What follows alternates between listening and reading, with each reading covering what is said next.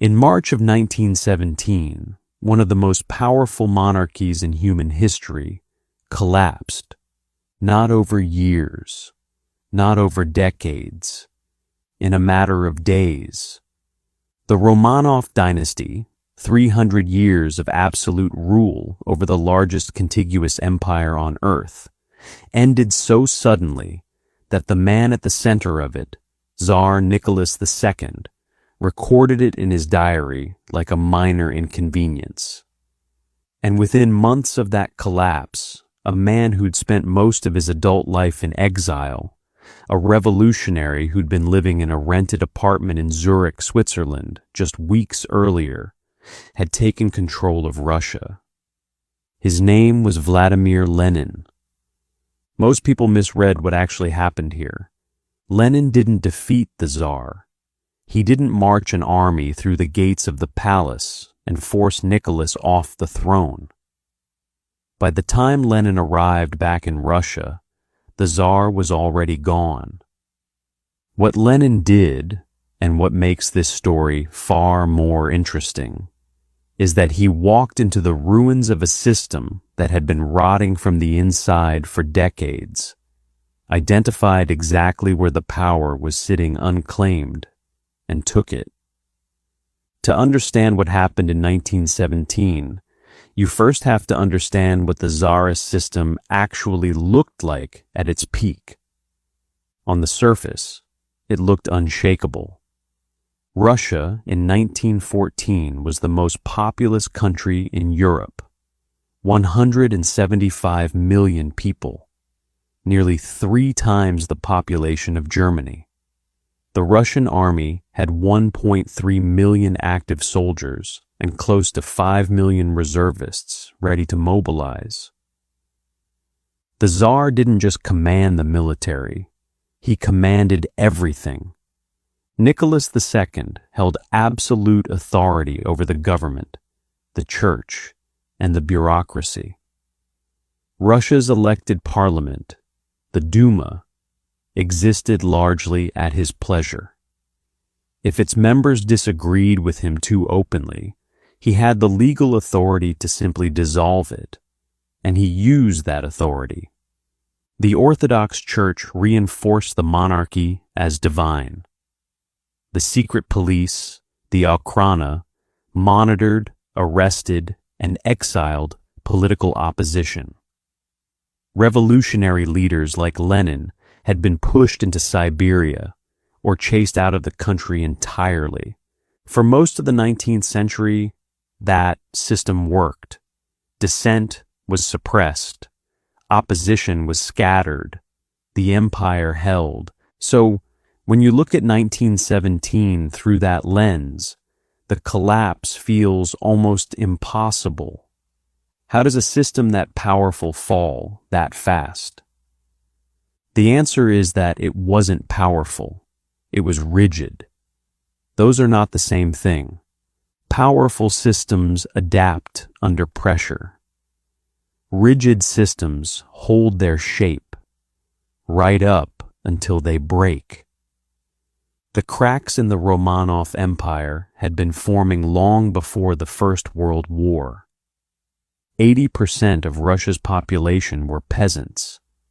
They farmed land they could never truly own, fed a nobility that consumed without producing, and had almost no legal recourse when conditions got worse. The resentment built slowly, quietly, over generations. In the cities, industrial workers lived in conditions that were genuinely brutal. Strikes were illegal, organizing was illegal, and the gap between what workers produced and what they earned kept widening. Those tensions exploded once already, in 1905, when a wave of strikes and protests swept across the empire after Russia's humiliating defeat in the Russo-Japanese War. The monarchy survived that crisis, but only by making concessions. Nicholas issued the October Manifesto, which promised a constitution and a parliament. Then, once the crisis passed, he walked most of it back. The people who'd briefly believed in reform remembered that. The nobility remembered. The moderate politicians remembered. The workers and soldiers, they remembered. Nicholas had shown the country two things in 1905: that the system could bend under pressure, and that it had no intention of actually changing.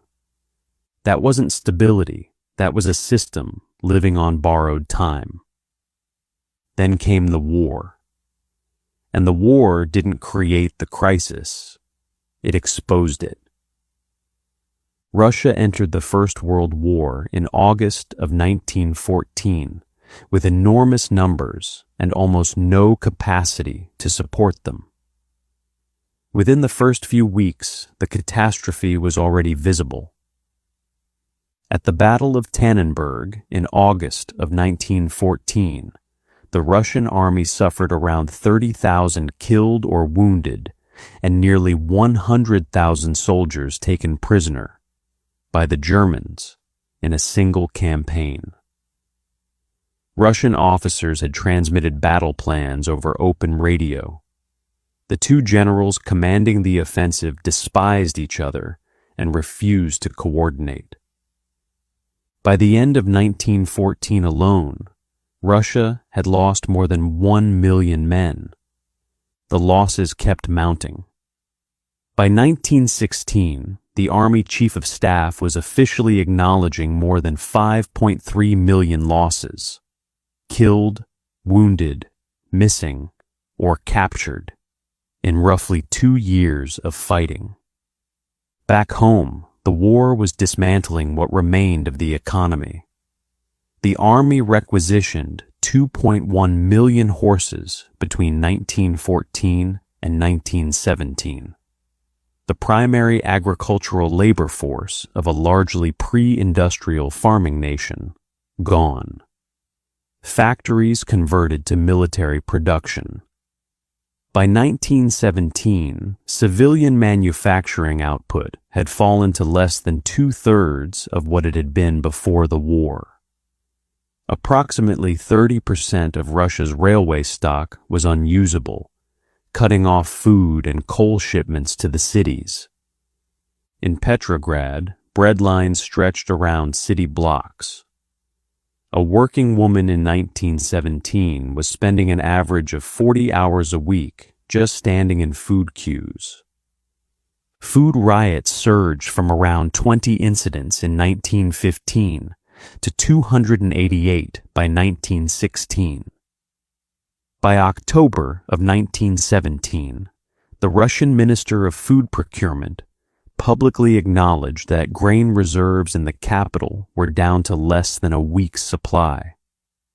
Some regiments near the northern front were already beginning to starve. In early March of 1917, February by Russia's old calendar, which is why this became known as the February Revolution, it finally broke. Starving, exhausted, and furious, workers and soldiers in Petrograd took to the streets. Over the following week, more than 1,000 people were killed in clashes with police and government troops. Then something shifted. The soldiers, the ones who were supposed to be putting the protesters down, started joining them instead. That was the turning point. Not the street fighting, not the protests. The moment the army stopped obeying. Nicholas II had been warned this was coming. His own generals told him. His own government officials told him. By March of 1917, even moderate members of the nobility and parliament were openly questioning whether the Tsar's decisions were the result of stupidity or treason. On March 10th, Nicholas ordered the Duma dissolved. On March 12th, the high command of the Russian army, his own military leadership, told him he needed to abdicate. On March 15th, Nicholas II stepped down. His younger brother, Grand Duke Michael, was offered the throne. He declined. 300 years of Romanov rule ended with nobody willing to pick it up. The Tsar wasn't overthrown by Lenin. He wasn't defeated in battle by a revolutionary army. He was abandoned by his generals, by his government, by the institution that was supposed to be the foundation of his power. The system didn't fall to a revolutionary. It collapsed under its own weight. What replaced the Tsar wasn't stability. A provisional government was formed, led initially by a liberal aristocrat named Prince George Lvov. It was a government of moderates, educated men who wanted reform, who believed in democracy, who genuinely thought they could rebuild Russia into something resembling a constitutional state. The problem was that they also believed the war had to continue. Russia's allies, Britain and France, were counting on Russian forces to keep pressure on Germany from the east. The provisional government, trying to demonstrate legitimacy on the international stage, committed to honoring that obligation. The workers and soldiers who'd just forced the Tsar off the throne didn't want to keep fighting. They wanted peace. They wanted bread. They wanted land. This created what historians call dual power. On one side, the provisional government, officially in charge but dependent on the cooperation of the military and the public to actually function. On the other side, the Soviets, the councils of workers, soldiers, and sailors that had emerged during the revolution, with real grassroots authority and real popular support. Two power structures, neither fully in charge, both suspicious of the other. Russia hadn't moved from crisis to stability. It had moved from one crisis to another. And that gap, that unresolved, contested, dangerous gap, is exactly where Lenin was about to step.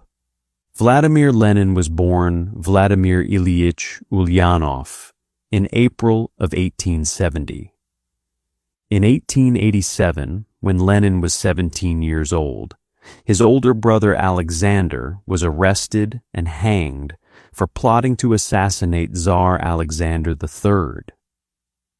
That execution didn't just radicalize the young Lenin, it gave his radicalism direction. He studied law, organized Marxist groups among factory workers, was arrested and jailed for a year, then exiled to Siberia for 3 more. After Siberia, he left for Western Europe and spent the next decade and a half building revolutionary networks and writing political tracts that laid out his theory of how power could actually be taken. His core argument, developed in a 1902 pamphlet called What Is to Be Done, was this: revolution doesn't happen spontaneously. It requires a disciplined, professional revolutionary party that can guide the working class toward power. That idea, the Vanguard Party, became the foundation of the Bolsheviks. When word reached Lenin in Zurich that the Tsar had abdicated, he needed to get back to Russia. Most routes were closed. Russia's allies, Britain and France, wouldn't grant him safe passage. That left one route, through Germany. Germany's military leadership saw the opportunity clearly. If Lenin could destabilize the provisional government and force Russia out of the war, Germany could concentrate its full strength on the Western Front. So on April 9th of 1917, Lenin, along with his wife Nadezhda Krupskaya and approximately 30 other Russian exiles, boarded a train in Zurich. The Germans gave them passage through enemy territory in what became known as the sealed train. It wasn't actually sealed. The seal was a legal arrangement. The carriage was given extraterritorial status, like a moving embassy, so Lenin couldn't be accused of collaborating with the enemy. A chalk line on the floor separated the Russian passengers from their German escorts. As the train pulled out of Zurich station, a crowd of about 100 Russians gathered on the platform shouting, "Spies!" and "Traitors!" at the departing revolutionaries. Lenin didn't look back. He spent most of the journey in his own compartment, drafting the political program he intended to present the moment he arrived. 8 days after leaving Zurich, on April 16th of 1917, the train pulled into Finland station in Petrograd. He was greeted by sailors from the Kronstadt Naval Base, workers from the Petrograd militia, and Red Guards. One eyewitness, a veteran revolutionary named Feodosia Drabkina, later said, "Just think, in the course of only a few days, Russia had made the transition from the most brutal and cruel arbitrary rule to the freest country in the world." Lenin climbed onto an armored car and addressed the crowd. He announced the beginning of a worldwide socialist revolution. Then he set to work. The popular version of what followed is that Lenin arrived, the workers rallied, and the Bolsheviks swept into power on a wave of popular energy. The reality is more deliberate than that. What Lenin did between April and November of 1917 was methodical, layered, and, in some ways, ruthless. When Lenin issued his April theses, the political program he drafted on the train, it was a direct rejection of everything the provisional government stood for. No support for the war, no cooperation with the liberal reformers, power to the Soviets. His three-word slogan cut through the noise of a country drowning in it: peace, land, bread. Not ideology, not theory. The three things ordinary Russians actually needed. Soldiers wanted peace. Peasants wanted land. Workers wanted food. The provisional government was still talking about continuing the war and holding elections at some point in the future. It offered process. Lenin offered answers. At the same time, Bolshevik membership grew from around 24,000 in February of 1917 to 200,000 by September, a systematic recruitment effort targeting workers, soldiers, and sailors, the exact groups who controlled physical access to the cities, the railways, and the weapons. The provisional government also handed Lenin several gifts. In July of 1917, the July Days uprising was suppressed. Lenin fled to Finland in disguise, and Kerensky's government labeled him a German agent. It looked like a setback. Then, in August, General Lev Kamenev marched troops on Petrograd in what appeared to be a coup attempt against the provisional government itself. Kerensky turned to the Bolsheviks for help, effectively arming the very group he'd accused of treason a month earlier. Kornilov's coup failed, but the damage to the provisional government was permanent. It had demonstrated that it couldn't survive without the people who wanted to destroy it. By October of 1917, the Bolsheviks held majorities in the key Soviets in both Petrograd and Moscow. Leon Trotsky, chairman of the Petrograd Soviet, was put in charge of organizing the insurrection. The Bolsheviks created a revolutionary military committee specifically to coordinate the takeover. Lenin, hiding in Petrograd, pushed the Central Committee to move faster. On the evening of November 6th, he wrote to party leadership with one message: to delay would be fatal.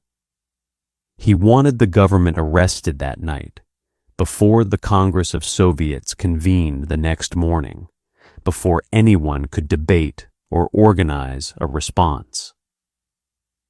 The Central Committee agreed. They moved that evening.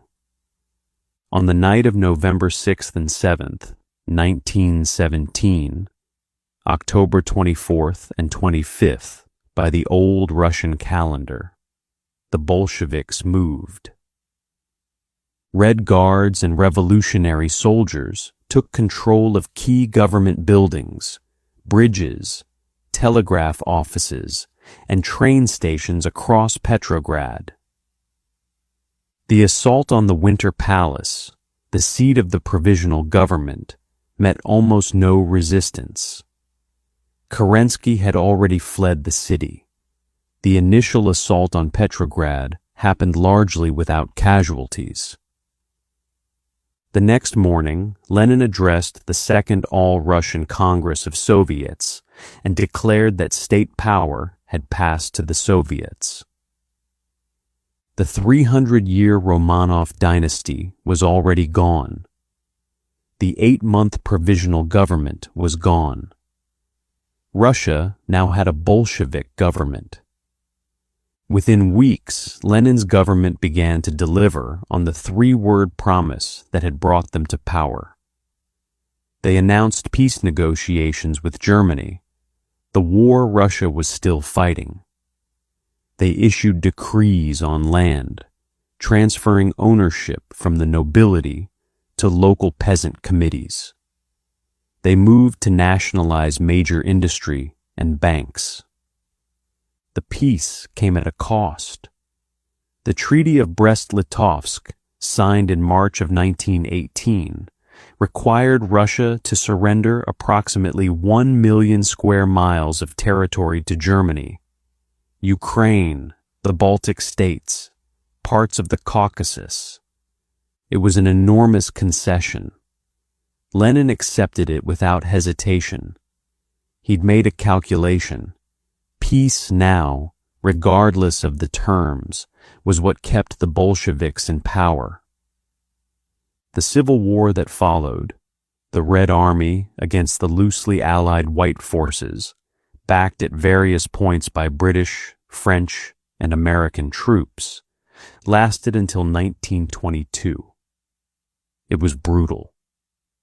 But by the time it ended, Lenin's government had survived. In December of 1922, the Soviet Union was formally established. The former exile from Zurich was now head of a new superstate that would shape the rest of the 20th century. On July 17th of 1918, Tsar Nicholas II, his wife Alexandra, their 5 children, their physician, and several servants were taken to the basement of a house in Yekaterinburg and shot. 300 years of Romanov rule, an empire that had stretched across 11 time zones, ended in a basement. This story is usually told as a story of revolution. It's more accurately a story of structural failure.